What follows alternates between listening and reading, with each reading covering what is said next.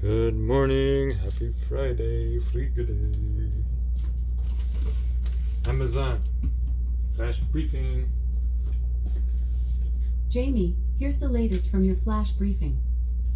In NPR News. Live from NPR News in Washington, I'm Windsor Johnston.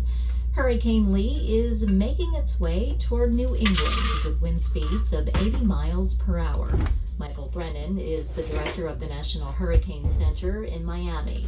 He says forecasters are closely tracking the path of the storm. It's still about 460 miles in terms of the center location, southeast of Nantucket, but pretty much things are on track for tropical storm conditions to spread across much of coastal New England, from Massachusetts up through Maine, starting late this afternoon, this evening, and continuing through Saturday. The state of emergency has been declared in Maine amid the state's first hurricane watch in 15 years.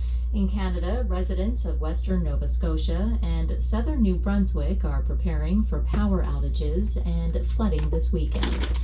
The United Auto Workers are on strike against Detroit's Big Three automakers. About 13,000 members walked off the job this morning at 3 plants: a General Motors assembly facility in Missouri, a Ford factory in Michigan, and a Stellantis plant in Ohio.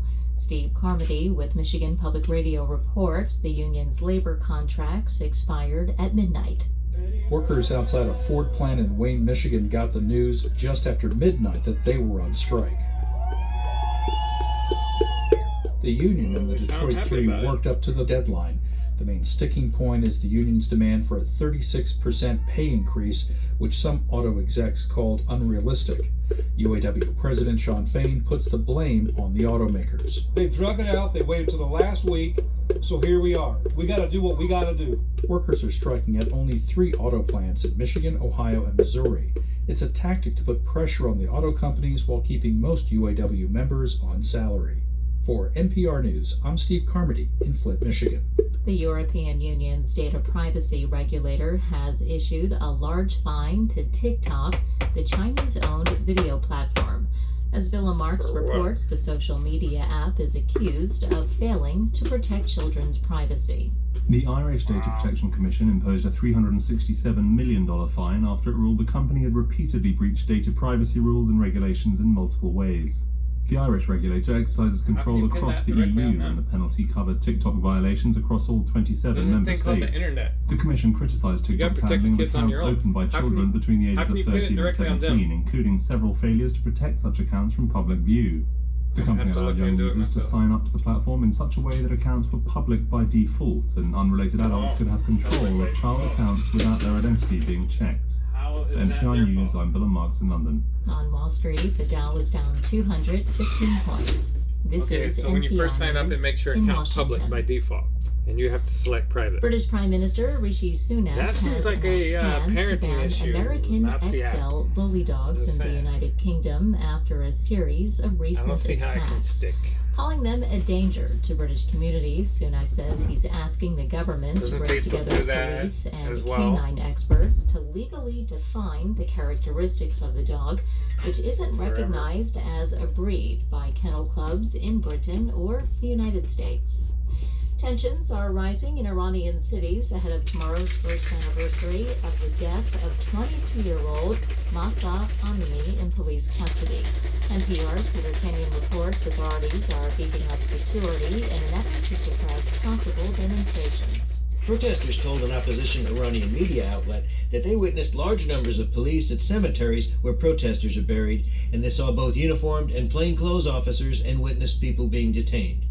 The death of Mahsa Amini, known by her Kurdish name Jinnah, while in custody of Iran's morality police, sparked protests in the largely Kurdish northwestern Iran, which rapidly spread across the rest of the country.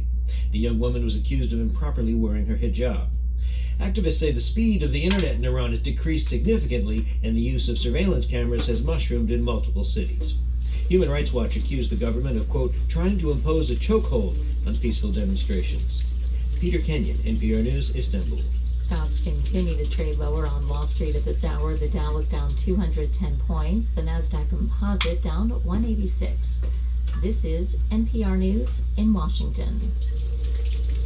Hey, it's Dave Martinez here to tell you about NPR Plus. NPR Plus gives you access to sponsor-free versions of your favorite Skip.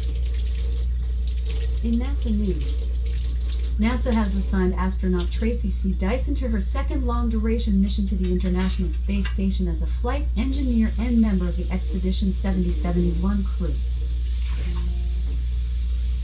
NASA astronaut Frank Rubio will speak to media about his record-breaking mission aboard the International Space Station during an Earth-to-Space call at 12:15 p.m. EDT Tuesday, September 19th.